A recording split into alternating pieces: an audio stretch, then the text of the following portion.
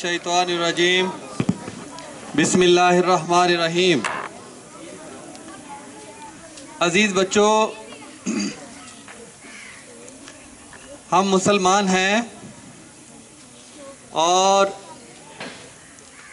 ہم قرآن اور سنت سے جو کچھ بھی ہمیں ملتا ہے ہماری ذمہ داری ہے کہ ہم اس پر عمل کریں۔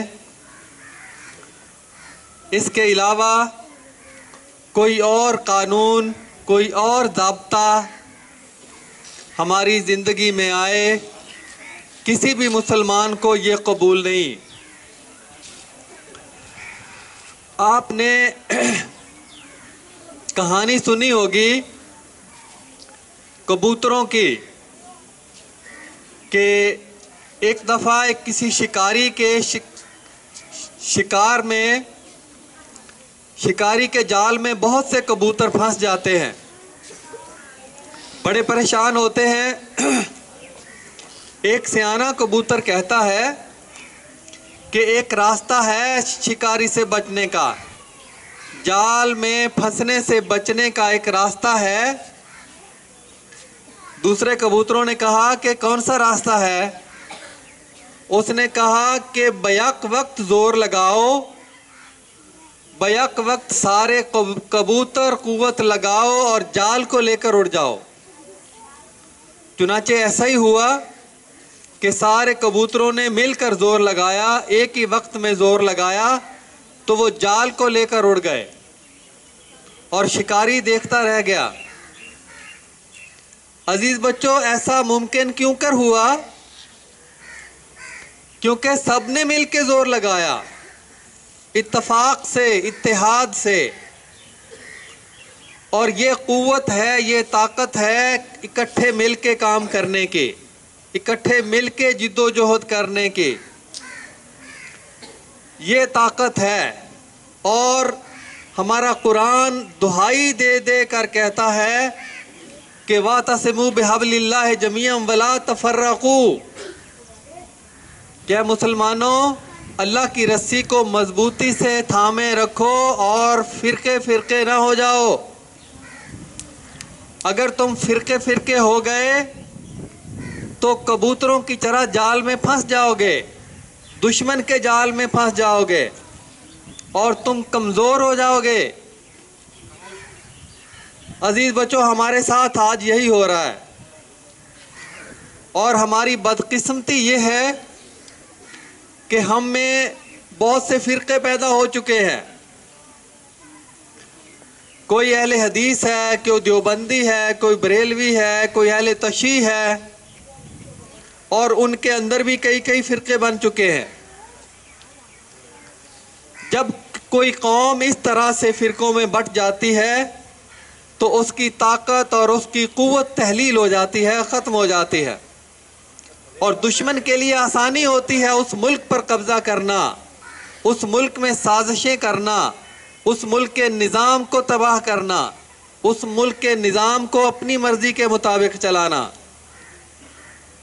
کمزوری سب سے بڑی بیماری ہے۔ اور کمزوری آتی کیوں ہے؟ کہ کسی کا منہ اس طرف ہے، کسی کا منہ دوسری طرف ہے، کسی کا تیسری طرف ہے۔ سب مل کے دیکھیں، ہمارا خدا ایک ہے، رسول ایک ہے، قرآن ایک ہے، سنت ایک ہے، پھر کون سی چیز ہمیں الگ الگ فرقوں میں بانٹ رہی ہے؟ کوئی نہ کوئی چیز تو ایسی ہے۔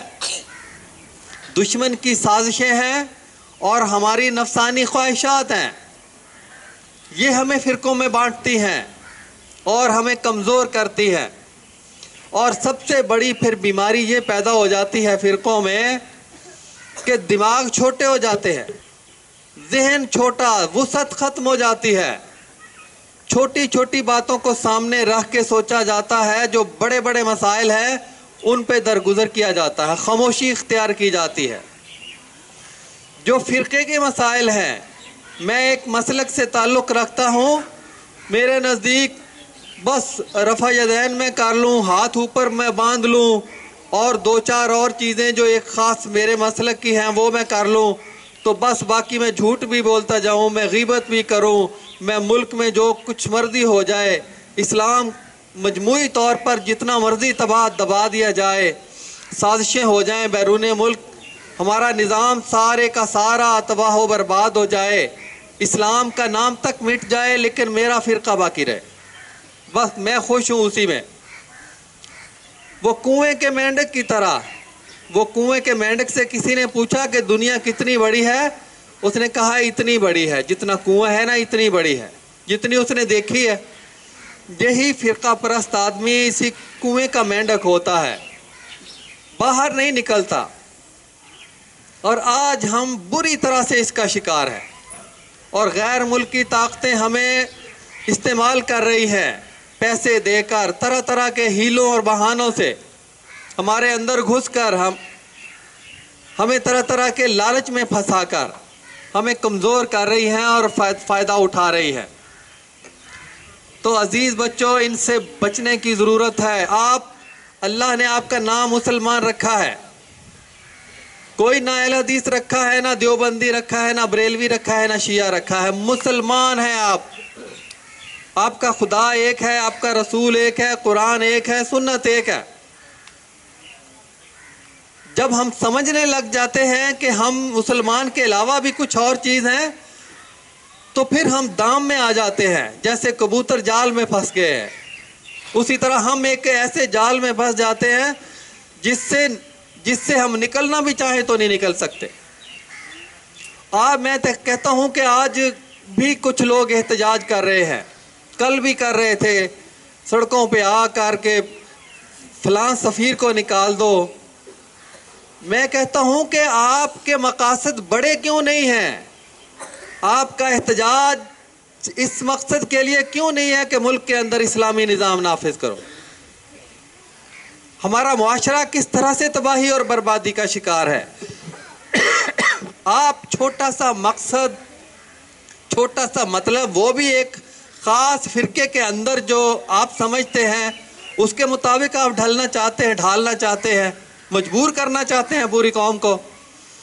ہونا کیا چاہیے کہ مسلمانوں کو اکٹھے کرنا چاہیے، اور ان کے اندر ان سے یہ مل بیٹھ کر ایک ایسی حکمت عملی وضع کرنی چاہیے کہ ہم بھی ان ملکوں کی طرح طاقتور بن جائیں، ہمارے اندر بھی ایجادات اور جدید اسلحہ، جو چیزیں وہاں معیار کی بنتی ہیں، ہم بنانا شروع کر دیں۔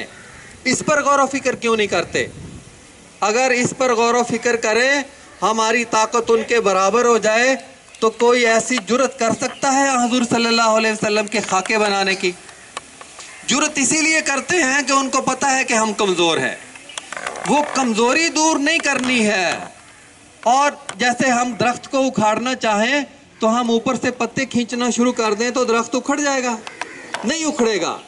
درخت کو اکھاڑنا ہے تو جڑ سے اکھاڑنا ہے۔ حکمت عملی یہ ہے کہ اپنے آپ کو طاقتور بنانا ہے، ہر لحاظ سے، اخلاقی اعتبار سے بھی، معاشی اعتبار سے بھی، اور عسکری اعتبار سے بھی، سائنس اور ٹیکنالوجی کے اعتبار سے بھی۔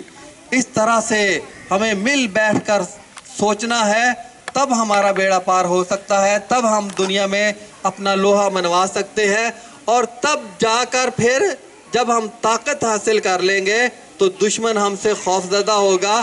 پھر جس کا ہم شور کر رہے ہیں کہ انہوں نے خاکے بنائے تھے، ان کے سفیر کو نکالو، تو یہ سب کچھ کرنے کی ضرورت نہیں ہوگی۔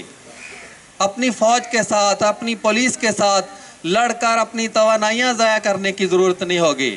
میری اللہ سے دعا ہے کہ اللہ تعالی ہمیں ایک کر دے، یہ فرقہ بندی ہم میں سے ختم ہو جائے، اور ہم ایک بڑی طاقت بن کے، اور ہم صحیح حکمت عملی اپنانے کے لیے یہ جو جتنے فرقے ہیں ان سب کو اکٹھا ہو کر سر جوڑ کر بیٹھنا ہوگا، تاکہ ہم ایک طاقتور ملک بنے، پھر یہ امت مسلمہ پھر طاقتور ہو جائے۔